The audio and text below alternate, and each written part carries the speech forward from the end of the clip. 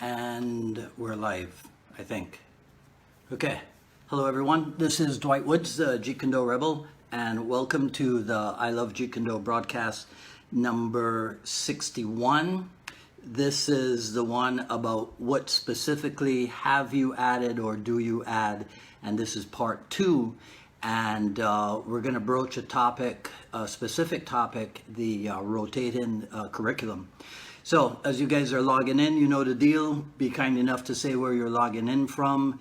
Hit the like button. Feel free to continue doing so. If I happen to say anything, hey Alfred, if I happen to say anything with which you agree, or if you find it insightful, and then Facebook will assign some algorithmic relevance to what we're doing. Give me 1 second here while I pull up the page on the computer also. Right? Okay. So last Friday's Jeet Kune Do dialogues with JJ Dallo, right? Among the topics that came up was the whole rotating curriculum thing. And I don't know how many of you guys out there know what this is, actually use it. So I thought it would be a good topic to delve into today, just in case. So as the first aside, if you look at the ad, the photograph that I use in the ad, I call it the ad, you know, when I put up the preview of it. If you look at the pictures that I use in the ad for today, it's a representation of two things. One, it's kind of how I see the stages of development, of Bruce Lee's development, in that the yin yang represents the non-classical Chinese Kung Fu. Then the stylized yin yang with the two arrows, that represents the Jun Fan Kung Fu. And then ultimately it leads to the full-fledged Jeet Kune Do symbol, right? And then the other thing that it represents for me is the first stage is us in JKD with no teaching structure, right? And then the rotating curriculum comes along, because that's what I said to JJ in the dialogues program, that when I first encountered the rotating curriculum, the light bulb that went off in my head is that the Jun Fan logo is a perfect representation of the whole idea of rotating curriculum, right? And so then the third picture, the JKD symbol, that is us through the use of the rotating curriculum, finally acquiring a new status as expert instructors and school operators, right? So this whole thing about curriculum can be considered one of the biggest problems that we have in the JKD world. Everyone seems to have their own ideas on how things should be done, what they should be teaching, when they should be teaching it, in spite of the fact that we all have similar origins, and therefore we all have similar material, right? And then there's the whole question of what can be standardized and what cannot be standardized. So you'll hear Sifu Nisano say on seminars sometimes that Jun Fan Kung Fu can be standardized, but Jeet Kune Do itself cannot be standardized, right? So whatever. So everybody comes up with their own curricula and their own approach to said curricula. So very early on in the 1980s, Cas Magda gave me an outline, although he disputes this, but I'm pretty sure I got it from him. He gave me an outline for how to teach class, right? And essentially there were two approaches. So let's say that you have a 90-minute class. So approach number one is pretty much this. You split it into two parts. The first part is empty hands, and the second part is weaponry. And that is probably a throwback to how things were done in the Inisano backyard, and maybe even how things were done in the early days at the Kali Academy. Jun Fan or empty hands up front, and then Kali or weaponry at the end of class. The alternative to that would be to use the seminar style approach, which is a little bit more sophisticated, because then you break the classes into phase. So in phase one, there's work on basic strike and tool development, basic concepts of Kali, basic Wing Chun, basic Muay Thai, or whatever.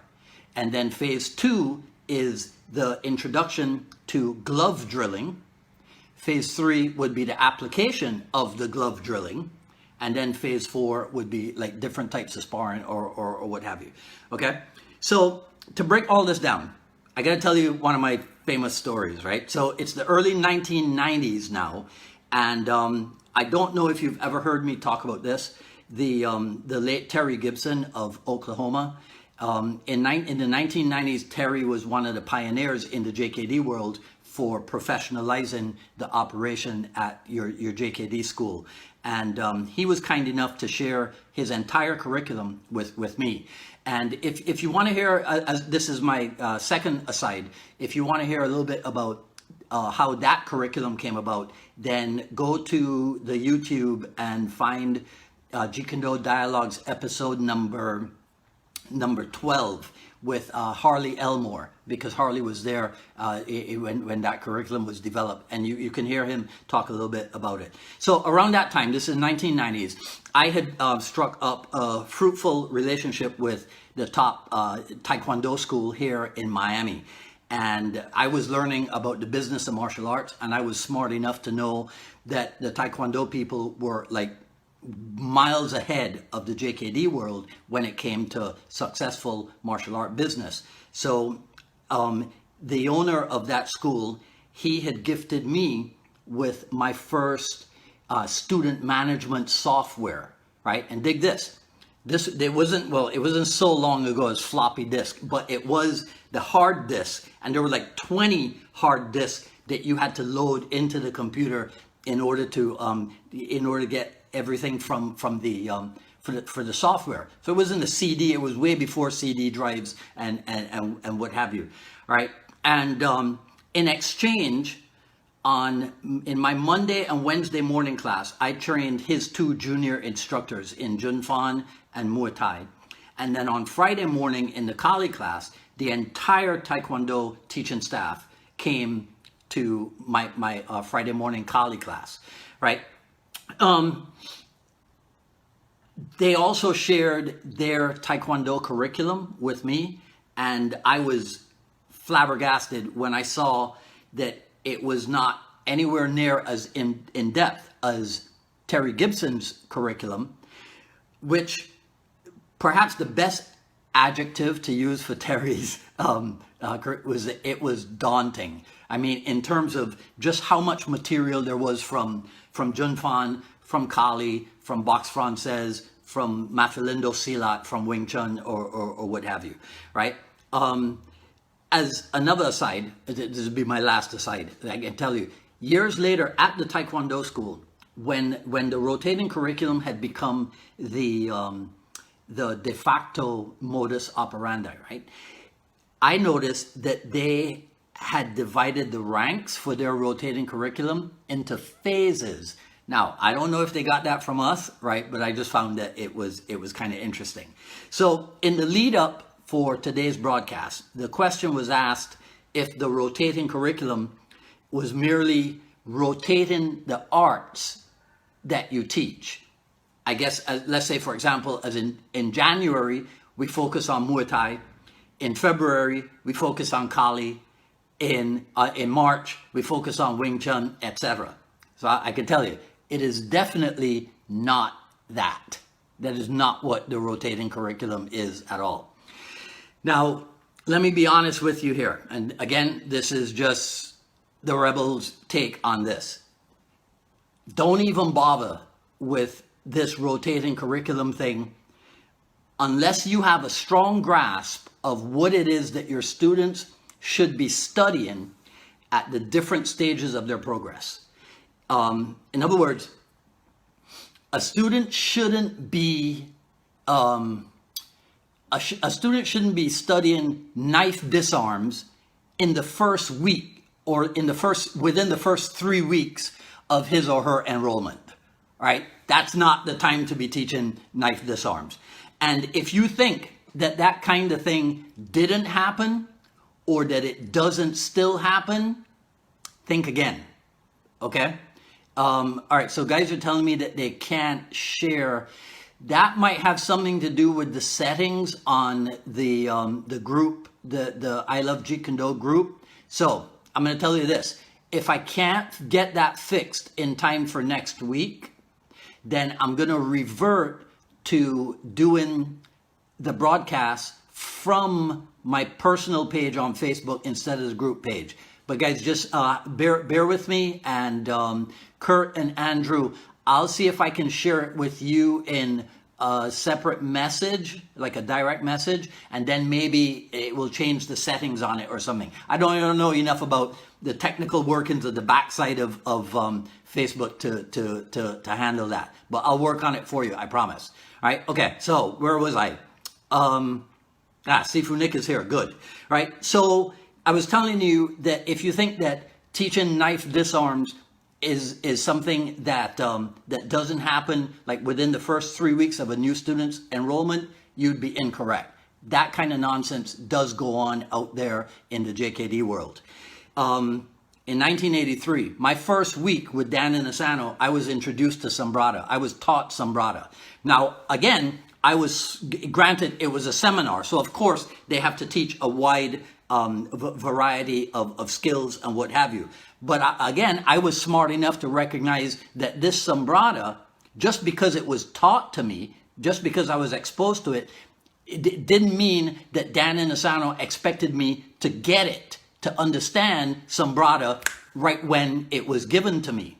I realized that that was definitely advanced material, right? But if I was caught up in the idea that if Dan and Asano teaches it, if Dan and Asano shows it, then I have to go back and teach it at my school to whoever it is that comes to class, then I'd be dead wrong, because Sombrada is not meant for somebody who's only been there for like 6 classes or something, right? So you should not bother with this rotating curriculum thing too, unless you are willing to do the extra work that is required to come up with an excellent curriculum and run a school, and I'll use commonplace vernacular, run a school with regular testing and regular rank promotions. Because remember, one of the benefits of the rotating curriculum out there in the karate and the taekwondo schools is improved retention of the students. So if we're running Jeet Kune Do schools, then we have to be interested in that also, because there is no honor in opening up a school and then closing because you ran out of students, because you didn't know what you were doing. That don't make you special in any kind of way. So do not get involved in this curriculum stuff unless you are willing to run a really great school. Now, if you're old enough, you might remember that the structure for martial arts class used to be this. Everybody warmed up together, and then you split off into your different belt levels. So the white belts went over here, the yellow belts went over there. So you could end up having like 7 different groups, right? 7 separate groups on your training floor. And so in order for everybody to be, and then at the end of class, towards the end of class, everybody would come back together again, maybe for sparring or for like a calisthenics workout or what have you, right? So you have main group, then you got all your different colored belt level groups doing their specific belt material, and then you come back together.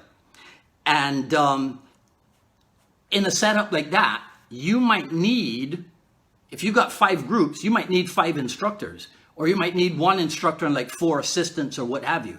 And you're not going to be able to pull that off unless you have that kind of a staff setup, right? So with the rotating curriculum, you can have 1 instructor.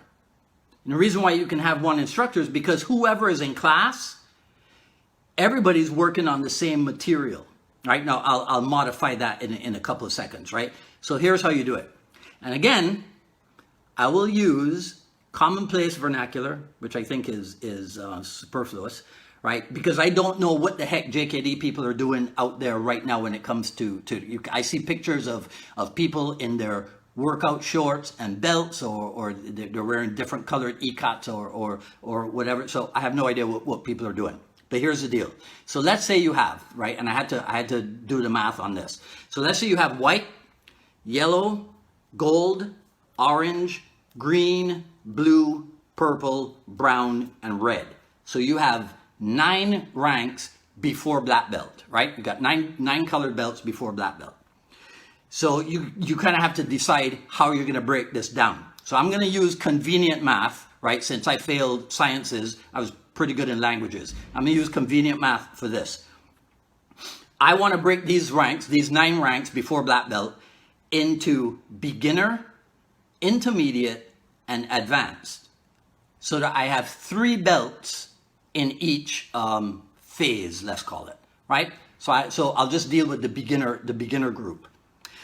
So in the beginner class, everybody's working on one curriculum. So that's what I meant by having one instructor. So I might have, let's say I have my beginner class at 6 o'clock. 6 until 7, I have my intermediate class 7 until 8, and I have my advanced class from 8 until 9. So I only need one instructor, right? Just for convenience, okay? So everybody's working on the beginner curriculum. But here's where it gets a little bit convoluted, and I hope I do a good job of explaining this to you. Inside of the beginner curriculum, there are 3 levels. You get it? Inside of the beginner curriculum, there are 3 levels. Level 1, 2, and 3. And as well as 3 levels, there are 3 parts. Okay? So you have level 1, part 1, 2, and 3. Level 2, part 1, 2, and 3. Level 3, part 1, 2, and 3. Right? I really hope you guys don't get lost on this. Maybe you should write this down as I say it. Or I should have provided a handout. I'm sorry, right? Okay, and here's what I'm talking about. And I remember the first time I heard Sifu Nasano say this, I was like, man, this is complicated stuff. He wasn't talking about rotating curriculum, but again, because I'm the kind of student who listens to everything that his instructor says. So maybe he said it, 10 years ago, and then 5 years ago, I go, hey, that relates to this, and I put it together. Beginner, intermediate, and beginner advanced. That's what your level 1, level 2, and level 3 could be, right? Don't get lost on this. For convenience again, let's say that we structure it this way. Your curriculum year starts in January. So in January, and we're just dealing with the beginner group. In January, I teach beginner level 1, okay, part 1. In February, I teach beginner level 1, part 2. In March, I teach beginner level 1, part 3. Okay? Now, what do I do? So Bill Seng is commenting here. I'm trying to keep up with everything, Bill. So Bill, if you would chime in on this. So I just said, January, level 1, part 1. February, level 1, part 2. March, level 1, part 3. What do I teach in April, Bill? I'm trying to put you on the spot here. So, Bill, if you could comment on that, let me see if I see anything. Or anybody else. What do I teach in April? Sifu Nick, you tell me. What do I teach in April? I hope I can read this stuff if you guys do answer.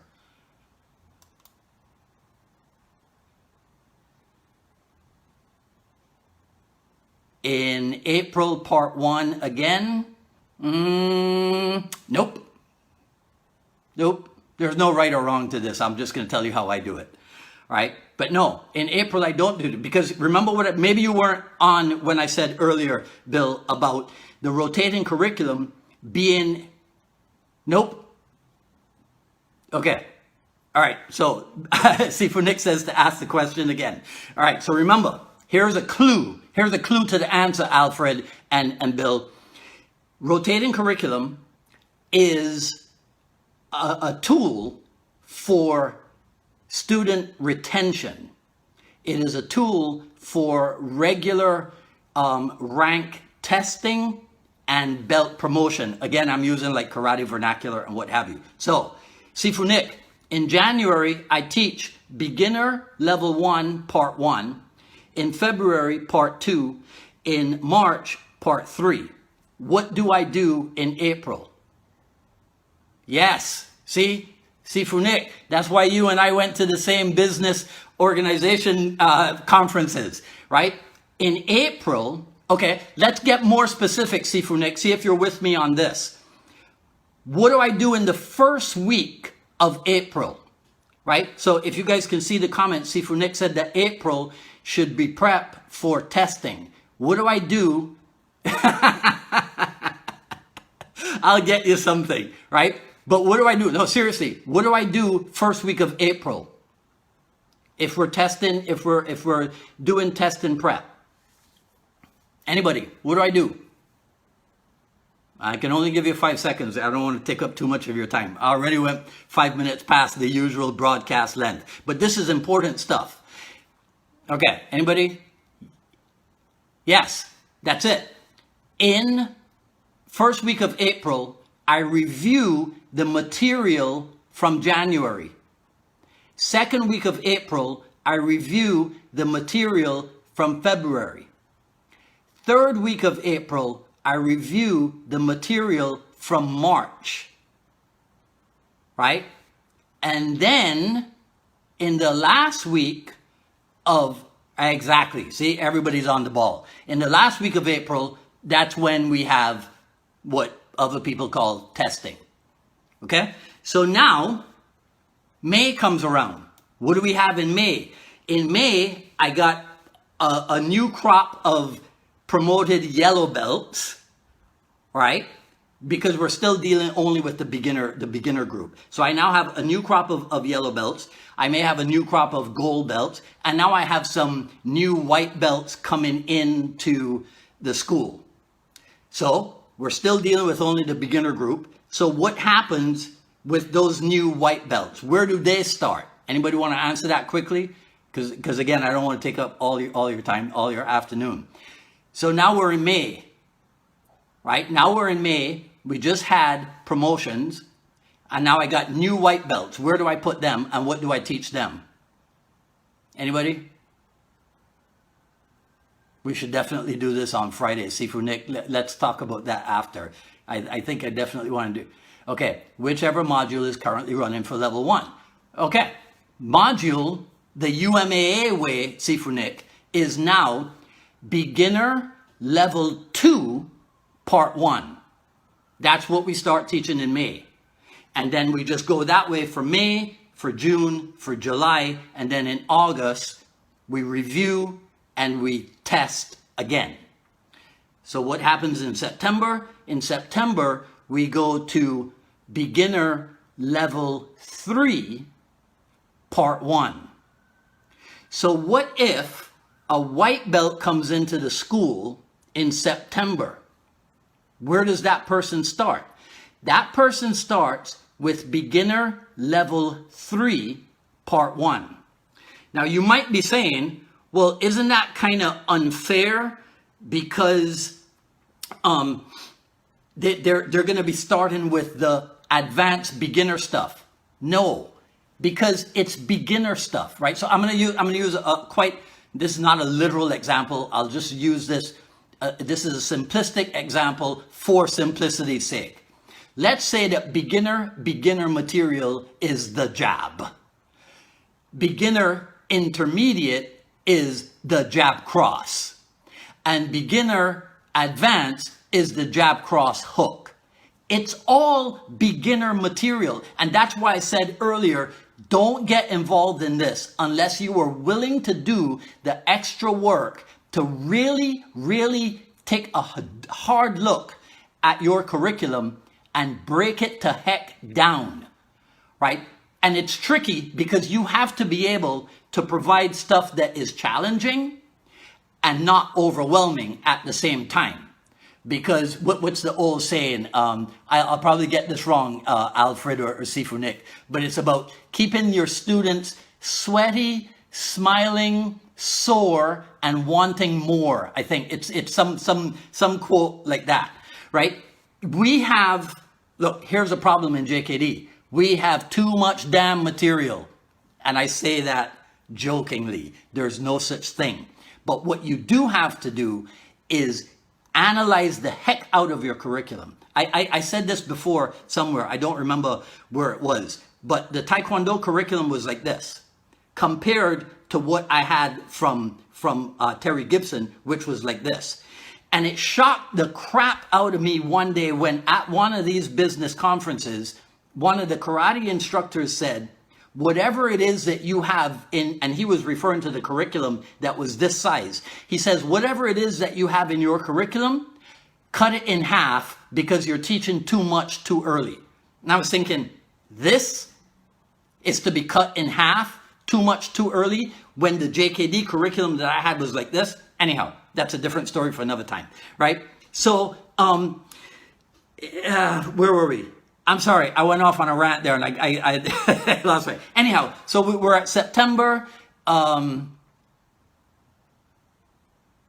Okay, I'll take a look at that. That's a long comment, Sifu Nick. I'll take a look at it after, right? So now all of this might not work out, because September, October, November, we're doing stuff. And then in December, we have to review. And then at the end of December, we got to do testing. So, with holiday season and what have you, that might not work out.